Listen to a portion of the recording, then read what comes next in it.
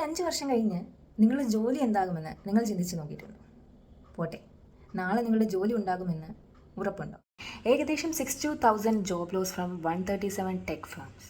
A I ചതിച്ചു മൈക്രോസോഫ്റ്റിൽ കൂട്ടപ്പിരിച്ചുവിടൽ. ഇനി നിങ്ങളെ ആവശ്യമില്ല, എ ഐ ഉണ്ടല്ലോ. ഇങ്ങനെ നിരവധി വാർത്തകൾ. എ ഐ മൂലം നിങ്ങളുടെ ജോലി നഷ്ടപ്പെടുമോ? എന്താണിതിൻ്റെ യാഥാർത്ഥ്യം? ഇതൊന്ന് ചെക്ക് ചെയ്യേണ്ടതില്ലേ?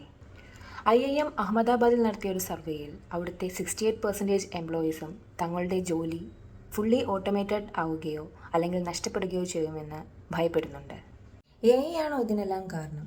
എ ഐക്ക് മനുഷ്യനേക്കാൾ IQ ക്വാളിറ്റി കൂടുതലായതുകൊണ്ട് തന്നെ ബെസ്റ്റ് ഔട്ട്കംസ് പ്രൊഡ്യൂസ് ചെയ്യാൻ സാധിക്കുമെന്നുള്ളത് സത്യമാണ്. ഗൂഗിളിൻ്റെ ജെമിനി, മൈക്രോസോഫ്റ്റിൻ്റെ കോപ്പൈലറ്റ്, മെറ്റയുടെ AI, അങ്ങനെ എല്ലാ ബിഗ് ടെക് കോർപ്പറേഷൻസും ഇന്ന് ജനറേറ്റീവ് AI ഡെവലപ്മെൻറ്റിലാണ്. അതുകൊണ്ട് തന്നെ 2022 3 ബില്യൺ ആയിരുന്ന generative AI global private investment ഇന്ന് 10 മടങ്ങ് കൂടിയിരിക്കുകയാണ്. മൈക്രോസോഫ്റ്റിൻ്റെ AI ഡയറക്ടർ ഗബ്രിയേല ഡി കോറോസിൻ്റെ ലേ ഓഫ് നിങ്ങൾ കേട്ട് കാണുമല്ലോ.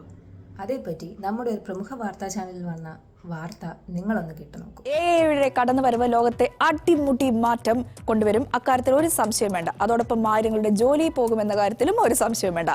മൈക്രോസോഫ്റ്റ് ഫോർ സ്റ്റാർട്ടപ്പിലെ artificial intelligence director Gabriela De കൊറേസിനെയും പിരിച്ചുവിട്ടു എന്ന വാർത്തയാണ് സോഷ്യൽ മീഡിയയെ ഇപ്പോൾ പിടിച്ചുകുലുക്കുന്നത്. മൈക്രോസോഫ്റ്റിൻ്റെ CEO സത്യ നടേല തന്നെ പറയുന്നുണ്ട്, ഇത് പെർഫോമൻസ് ബേസ്ഡ് അല്ല, കമ്പനിയുടെ റീസ്ട്രക്ചറിൻ്റെ ഭാഗമായിട്ടാണെന്ന്. മൈക്രോസോഫ്റ്റ് ഏതാണ്ട് $80 മില്യൺ AI ഡെവലപ്മെന്റിന് വേണ്ടി പുതുതായി ഇൻവെസ്റ്റ് ചെയ്തിരിക്കുന്നത്. അപ്പോൾ ഇത് ശരിക്കും AI റിലേറ്റഡ് ലേ ഓഫ് ആണോ?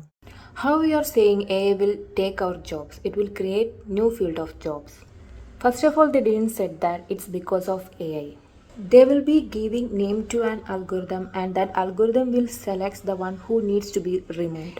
AI മൂലം കൂടുതൽ തൊഴിൽ സാധ്യതകൾ തുറക്കപ്പെടുകയാണ് ചെയ്യുന്നതെന്നും ഇത് മൈക്രോസോഫ്റ്റിൻ്റെ ഒരു അൽഗോരിതമാണെന്നുമാണ് ഇവിടെ പറയുന്നത്. അതൊക്കെ ശരി തന്നെ, പക്ഷെ നിങ്ങൾ ഇതൊന്ന് കണ്ടു നോക്കൂ.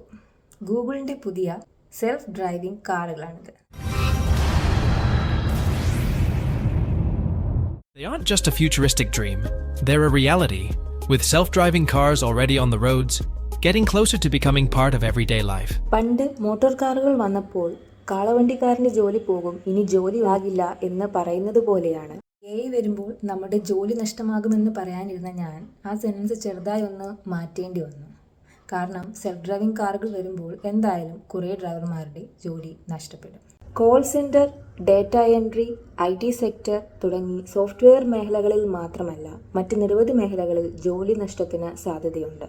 പക്ഷേ അതേപോലെ തന്നെ നിരവധി ജോലികൾ ക്രിയേറ്റ് ചെയ്യപ്പെടുന്നുമുണ്ട്. വേൾഡ് എക്കണോമിക് ഫോറത്തിൻ്റെ 2025 റിപ്പോർട്ട് പ്രകാരം ഏകദേശം 92 മില്യൺ ജോബുകളാണ് നഷ്ടപ്പെടുന്നത്. അതേസമയം 170 മില്യൺ ജോബുകൾ ക്രിയേറ്റ് ചെയ്യപ്പെടുകയും ചെയ്യുന്നുണ്ട്.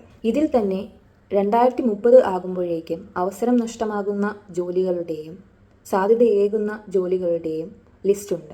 അതുപോലെ തന്നെ ഏതൊക്കെ സ്കില്ലുകൾക്കാണ് ഇനി ഫ്യൂച്ചറിൽ കൂടുതൽ ജോലി സാധ്യത എന്നും പറയുന്നുണ്ട്. Project management, HR, graphical designer, executives തുടങ്ങി മിഡിൽ മാനേജ്മെൻറ്റ് ജോബുകൾ നഷ്ടപ്പെടുമ്പോൾ AI, big data, network system, cyber security തുടങ്ങിയ സ്കില്ലുകളുള്ള ജോലി സാധ്യത കൂടുകയാണ് ചെയ്യുന്നത്. റെപ്പറ്റേറ്റീവ് ടാസ്കുകളാണ് AIക്ക് കൂടുതലായും റീപ്ലേസ് ചെയ്യാൻ പറ്റുക.